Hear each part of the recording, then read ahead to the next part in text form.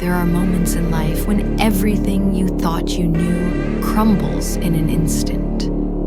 When the solid ground beneath your feet turns to quicksand and you're left questioning the very nature of reality itself. What happens when a rational mind encounters something that defies every logical explanation? What happens when the impossible becomes undeniably real? Tonight, you're about to hear 3 accounts that will challenge everything you believe about life, death, and what lies between. These aren't just ghost stories told around a campfire. These are documented encounters that transformed skeptics into believers, that turned comfortable certainties into haunting questions that refuse to be silenced. But here's what makes these stories truly terrifying. They didn't happen to someone else. They happened to people just like you. Rational, educated individuals who had every reason to dismiss the paranormal as mere fantasy. Until the day they couldn't. For most of human history, the boundary between the living and the dead was considered permeable. Ancient cultures built entire belief systems around communication with spirits, around the idea that consciousness doesn't simply vanish when the heart stops beating. But somewhere along the way, we convinced ourselves we knew better. We built a world of concrete and steel, of scientific method and logical reasoning. We pushed the mysteries into the shadows, labeled them as superstition, as the frightened imaginings of less enlightened minds. We became so certain, so comfortable in our disbelief, that we forgot to consider one terrifying possibility. What if we were wrong? What you're about to hear are 3 encounters that suggest our modern worldview might be tragically incomplete. These are stories of residual energy that refuses to fade, of intelligent communications from beyond the veil, and of physical contact that leaves no doubt about the reality of what exists in the spaces between worlds. Each account builds upon the last, creating a disturbing pattern that's impossible to ignore. They begin subtly, almost gently, before escalating into something far more profound and terrifying. They are glimpses into a reality that exists just beyond the edge of our perception, waiting for those brave enough to acknowledge its presence. The first encounter took place on what should have been an ordinary day of sightseeing. It was a year ago, during a family trip through Virginia, exploring the historic plantation homes that line Route 5 between Williamsburg and Richmond. These grand estates, with their stately columns and manicured grounds, stand as monuments to a complex and troubled past. After a long day of touring similar properties, one particular house caught their attention. It was a beautiful 2- or 3-story home, painted white or light blue, sitting prominently near the road. The family noticed tour signs and decided to stop, drawn by the architecture and the promise of learning more local history. Nothing about the exterior suggested anything unusual. It was the kind of place you might see featured in Southern Living magazine, picturesque and welcoming. But stepping inside, visitors immediately noticed something peculiar about the layout. The entry hallway stretched for 20 or 30 feet, drawing the eye toward its far end, where a doorway stood. But this wasn't a functional doorway.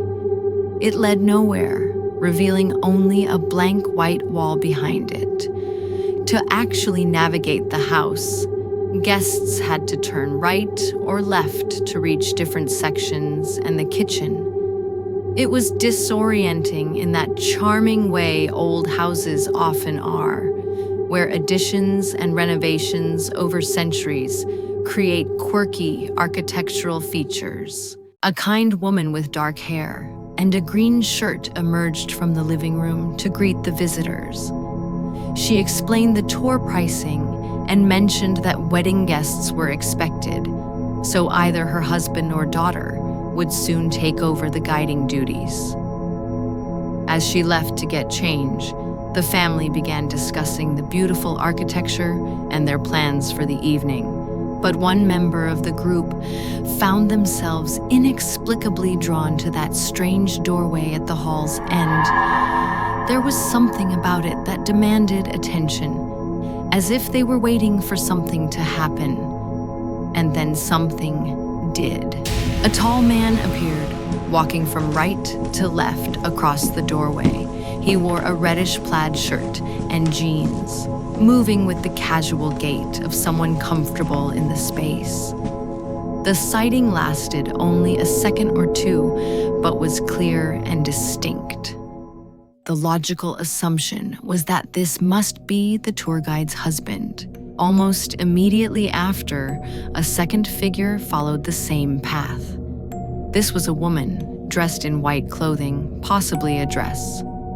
Again, the natural explanation seemed to be that this was the daughter the tour guide had mentioned.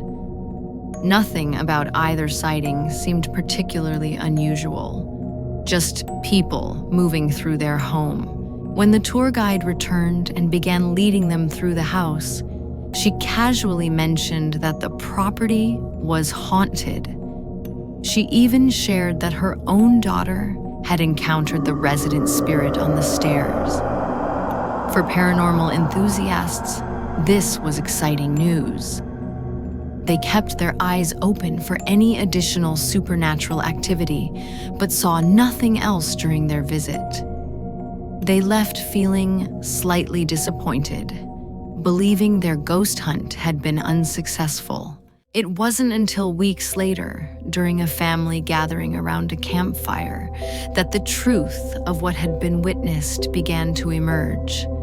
Sometimes the mind needs time to process extraordinary experiences, to sort through memories and reconcile them with reality. The witness possessed a particular type of photographic memory. When something significant occurred, they could recall with remarkable clarity exactly where they were, what they were facing, what was said, and even what they were thinking at that moment. As the conversation turned to their various vacation experiences, that plantation visit came back into sharp focus. Specifically, the memory of the woman in white clothing began to crystallize. In the original moment, the assumption had been that this was the tour guide's daughter. But now, with the benefit of careful recollection, disturbing discrepancies began to emerge.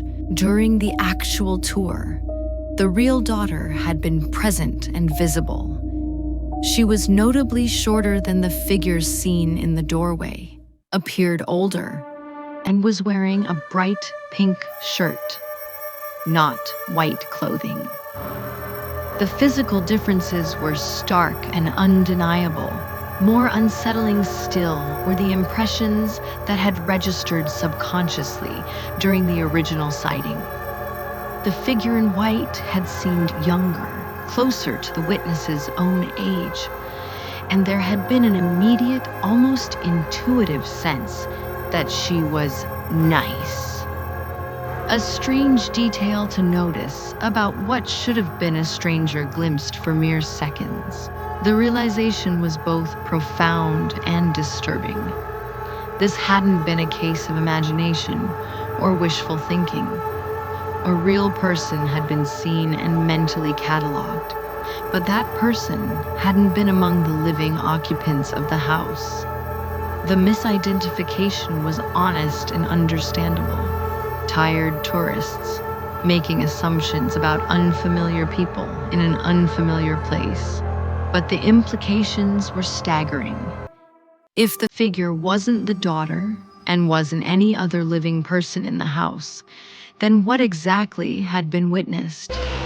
The clarity of the memory, the specific details of clothing and movement, the intuitive impressions of age and demeanor, all of it pointed to an encounter with something that shouldn't have been possible. This represents perhaps the most unsettling type of paranormal encounter, the kind that seems completely normal in the moment, only revealing its true nature upon careful reflection. It suggests that the supernatural might not always announce itself with dramatic fanfare. Sometimes it walks quietly among us, visible but unrecognized, present but dismissed. The plantation encounter raises profound questions about perception and reality. How many similar experiences go unnoticed or misunderstood? How many times do we encounter the impossible without realizing it, our minds automatically filing away the supernatural under mundane explanations? While the plantation encounter was subtle and peaceful, the story of the Berini family demonstrates how paranormal activity can escalate from gentle communication into absolute terror. This is an account of how seemingly benign spiritual contact can transform into something that drives a family from their home in fear for their lives. The horror began in the late 1970s when Joe Berini moved his wife Rose and her 2 children from a previous marriage into his ancestral New England home. The house carried generations of family history, but also held dark secrets that would unfold in stages, beginning with innocent childhood voices and eventually erupting into violent, supernatural assault. The family's first otherworldly visitor announced herself in May 1979 with startling clarity. Rose heard a young child's voice pierce through the dimensions, declaring with unmistakable precision, Mama, this is Serena." The name meant nothing to Joe or Rose. They had never heard of any Serena in the family lineage. But they would soon learn that her appearances were harbingers of tragedy. Serena's presence seemed intrinsically linked to moments of crisis and loss. After her initial contact, Rose's daughter Daisy underwent what should have been routine tonsil surgery. But complications arose during the procedure, and Daisy's heart stopped. She nearly died on the operating table, fighting for her life while medical teams worked frantically to revive her. The timing was too precise to ignore. Serena's warning had preceded a near-death experience by days. The pattern continued with devastating consistency. In November, Serena's voice returned just before Joe's grandmother suffered a fatal stroke. Her connection to the family seemed to transcend normal understanding, as if she possessed knowledge of impending doom and felt compelled to warn those she loved. Perhaps most disturbing was the night Joe awakened to Serena's urgent voice, only to discover Rose choking in her sleep beside him. After shaking his wife awake, Rose recounted a terrifying dream in which her abusive ex-husband was strangling her. Serena's presence had been a desperate signal, an otherworldly intervention that may have saved Rose's life. The identity of this mysterious child remained unknown until further investigation revealed the tragic truth. Joe's father, Carlos, had lost 2 young siblings in that very house decades earlier. Serena had died at the tender age of 5, while her brother Giorgio passed away at 8. Both children had met their end in the home that now sheltered the Berini family. What remains deeply unsettling about these early deaths is the lack of detailed family records or discussion about how 2 children could die so young in the same house. One child dying young is a terrible tragedy, but 2 siblings succumbing in the same location raises darker questions that the family seemed reluctant to explore. After a period of relative quiet from late 1979 to March 1981, the supernatural activity resumed with the appearance of Giorgio, the young boy. Unlike Serena's ominous warnings, Giorgio's presence was initially peaceful. Rose described encounters with him as deeply comforting experiences. Watching him roam the upstairs hallway dressed entirely in white, Giorgio appeared to be searching for something, methodically entering each bedroom before settling on the hallway floor, as if looking for a lost object. Curious about this behavior, Joe eventually pulled up the floorboards in the area where the boy seemed most focused. Hidden beneath the wood, he discovered a medallion of the Virgin Mary, perhaps a treasured possession from Giorgio's brief life. But Giorgio's peaceful searching would soon give way to something far more sinister. The turning point came when the young spirit spoke directly to Joe with a statement that chilled him to his core. "My oldest brother is the only one who can help me." The words carried an urgency and desperation that suggested Giorgio was trapped or tormented by something beyond his ability to handle alone. This cryptic plea marked the beginning of violent poltergeist activity that would terrorize the family. Objects began moving with increasing frequency and force. Telephones flew across rooms, doors slammed open and shut with tremendous violence, and items were literally yanked from Rose's hands by invisible forces. Desperate for relief, the Berini family sought spiritual intervention, inviting two Catholic priests to bless the house with prayers and holy oil. For a brief period, the activity seemed to subside, offering hope that the religious blessing had resolved the supernatural crisis. But the calm was merely the eye of the storm. What descended upon them next defied rational explanation. A malevolent entity began manifesting that was unlike anything they had encountered. Despite once claiming to be a minister of God, this presence appeared as a terrifying male figure with a hunched back and oversized feet, clothed entirely in black. The entity brought with it a level of fury and intimidation that dwarfed all previous activity. Heavy bookcases moved across rooms without human assistance. Objects flew with violent force, striking walls and family members. But the attacks soon became brutally personal, with the children suffering physical blows from invisible hands. Rose, however, bore the brunt of the entity's wrath. She was struck by a freezer door that opened with supernatural force, leaving her bruised and terrified. But this was only the beginning of her torment. One evening, Rose was violently yanked from her bed, lifted into the air by invisible hands, then dropped to the floor with devastating impact. The attack left her physically injured and psychologically shattered. The horror reached its peak during an incident that forced Joe to rush home from work. He arrived to find their bed leaping several feet into the air repeatedly while Rose cowered in the corner, clutching a crucifix and praying desperately for protection. The sight of furniture defying gravity, while his wife feared for her life, was more than any family could endure. But the final act of supernatural terrorism was what ultimately drove the Berini family from their ancestral home.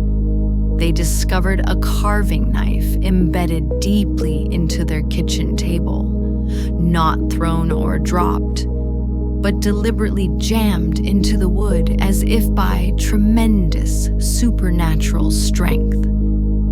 This was clearly a message, a threat that physical harm could could escalate to lethal violence at any moment. Unable to tolerate further attacks, the Berini family abandoned the house and sought additional spiritual help. A second exorcism was performed, and the malevolent presence finally seemed to retreat. Only then did the family feel safe enough to invite the Psychical Research Foundation to investigate and document their terrifying experiences. The Berini haunting reveals the dark potential of paranormal activity to escalate beyond mere communication or gentle contact. It suggests that opening doors to the spirit world, even innocently, can sometimes invite entities with malevolent intentions. The case raises disturbing questions about the relationship between child spirits and more dangerous supernatural forces. Most haunting of all is the possibility that the malevolent entity was connected to the children's deaths decades earlier. Could the black-cloaked figure have been their father, Carlos, continuing a pattern of abuse and violence from beyond the grave? The children's desperate pleas for help take on new meaning when considered in this context. They may have been warning the Berini family about the same evil that claimed their own young lives. The third and most profound encounter took place at the Gribble House Paranormal Experience in Savannah, Georgia, on August 7, 2013.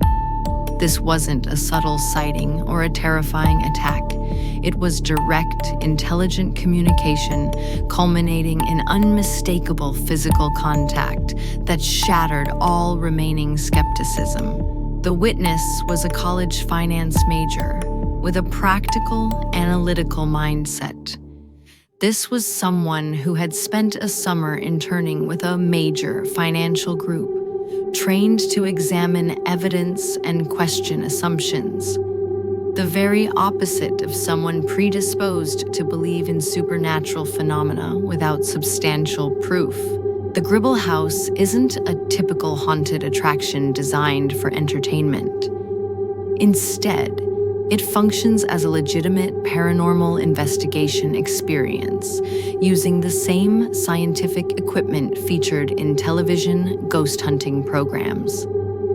The site itself carries a dark history, dating to the early 1900s, when it was the location of a brutal triple murder. The original house was demolished, and a massive warehouse built during World War II now covers the entire historic city block where the tragedy occurred. The investigation began with their guide, Willie, providing thorough explanations of the paranormal detection equipment. Participants received a spirit box for potential electronic voice phenomena, a laser thermometer for detecting temperature fluctuations, a flashlight for basic illumination, an EMF, electromagnetic field, detector for sensing spiritual energy, and a digital recorder for capturing any unexplained sounds. During the early portions of the investigation, the group experienced minor oddities and unexplained phenomena, but nothing that couldn't potentially be dismissed as coincidence or environmental factors. It wasn't until the final minutes of the session that something truly extraordinary occurred. The witness found themselves alone in the southeast corner of the warehouse, where the atmosphere felt notably different from other areas. Willie had explained that the building was kept uncomfortably warm intentionally, as spirits were believed to emit cold energy that would be more noticeable in a hot environment. Standing in that corner, the witness began attempting direct communication using the spirit box, its static crackling softly in the oppressive heat. The first question was straightforward. How many soldiers are here with me? The response came immediately through the electronic static. 3. This was followed by, Are you all Confederate soldiers? again, a clear response. Yes. Almost immediately, the EMF detector began lighting up, indicating that spiritual energy was drawing very close. There was a subtle shift in the air, a presence that seemed to press in around the witness, though this was initially dismissed as psychological suggestion. The communication continued with, "Were you alive in the 1800s?" The EMF detector blinked once in apparent confirmation. When asked if they were alive during the Civil War specifically, no response came through either device. Then came the question that changed everything. Did you die in a major battle during the war? The moment the word die was spoken, the spiritual presence immediately withdrew. The EMF detector's lights faded completely, and the atmosphere shifted back to normal. Realizing the mistake, the witness apologized. I'm sorry. Was that a stupid question? The spirit box responded instantly. This was followed by profuse apologies and explanations about not meaning any disrespect. The silence that followed carried a weight of consideration, as if the entity was deciding whether to trust this living person with further communication. About 10 seconds later, the EMF detector began lighting up again. The spirit had returned, apparently accepting the apology. The communication resumed with renewed caution and respect. Were you a soldier during the Civil War? The light blinked once. Were you a Confederate soldier? Another confirming blink. Are you standing in front of me? No response, though the EMF reading remained strong. Are you standing to the right of me? The device blinked once. Following this guidance, the witness slowly turned to face the indicated direction. Am I facing you now? The EMF detector confirmed with another blink. What happened next transcended all previous paranormal experiences. The witness asked, Could you move closer to me so I can feel you? The spirit literally walked forward and passed directly through the living person's body. This wasn't imagination or psychological suggestion. The witness felt cold energy begin in front of them, engulf their entire body, and continue through to emerge behind them. It was a sensation unlike anything in normal human experience. Not a chill from fear or a draft from ventilation, but a distinct, moving presence with its own temperature and density. The timing was profound.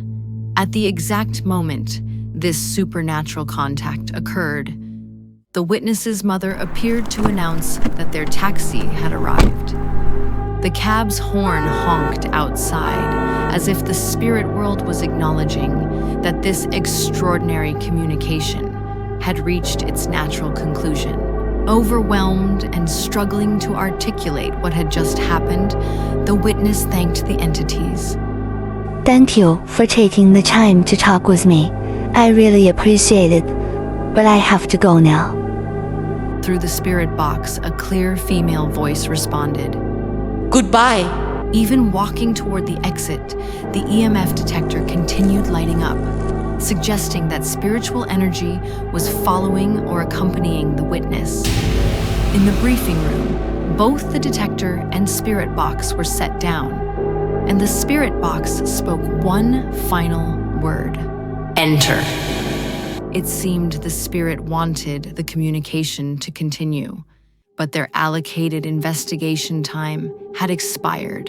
Throughout the evening, there had been additional unexplained phenomena that supported the reality of intelligent supernatural communication. Earlier, in the northeast corner, the witness had felt a stationary presence behind them, a localized area of cold air that seemed to watch and listen. When they asked if this was Paul, the EMF detector blinked once in confirmation. Remarkably, when their guide, Willie, approached this area, Paul's presence immediately vanished, as measured by the EMF detector returning to baseline readings. This suggested that the spirit was selectively choosing who to communicate with, displaying preferences and decision-making capabilities that indicated genuine intelligence.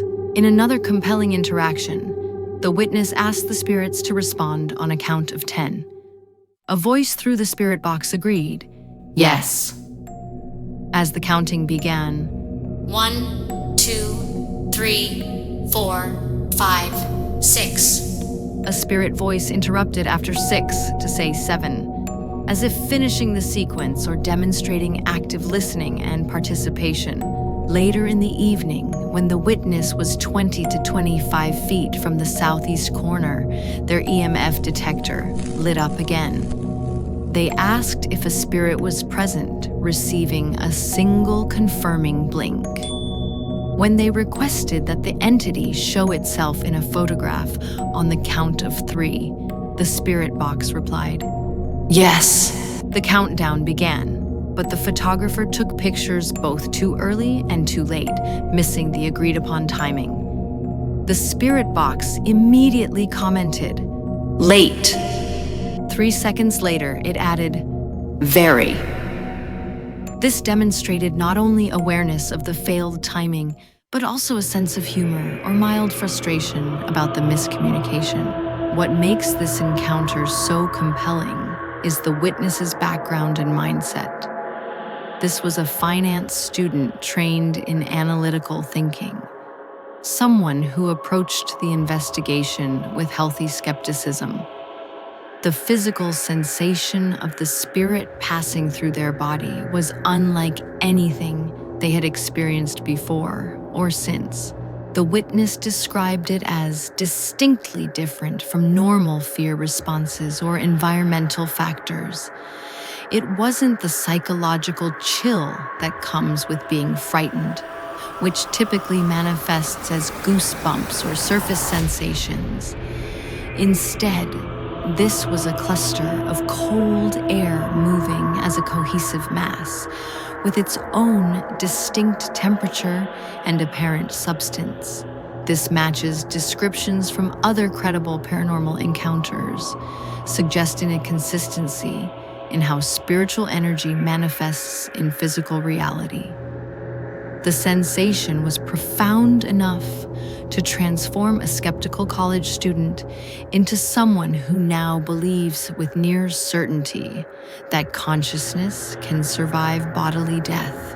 These 3 encounters, when examined together, create a disturbing pattern that challenges our fundamental understanding of life, death, and consciousness. Have you witnessed something that defied logical explanation? Have you felt the presence of someone who shouldn't have been there? Have you heard voices when no one was speaking, seen figures that couldn't be identified, or experienced the unmistakable sensation of supernatural contact? Maybe it was a childhood encounter that you've carried with you for years, uncertain whether it was real or imagined. Perhaps it was a recent experience that left you questioning everything you thought you knew about the world. Or it could be a family story passed down through generations, dismissed as folklore, but carrying the weight of truth. Your story matters. Your experience contributes to our collective understanding of phenomena that science hasn't yet learned to measure or explain. By sharing what you've witnessed, you help others feel less alone in their own encounters with the impossible. Leave a comment below and share your paranormal encounter. Tell us about the moment when reality shifted, when the impossible became undeniably real, when you caught a glimpse beyond the veil that separates the living from the dead. Your courage in sharing might be exactly what someone else needs to hear to make sense of their own supernatural experience. And if these stories have opened your mind to possibilities you hadn't considered before, show your support by hitting that like button. Share this video with friends and family who might have their own encounters to discuss. Subscribe to the channel and ring the notification bell so you never miss new explorations.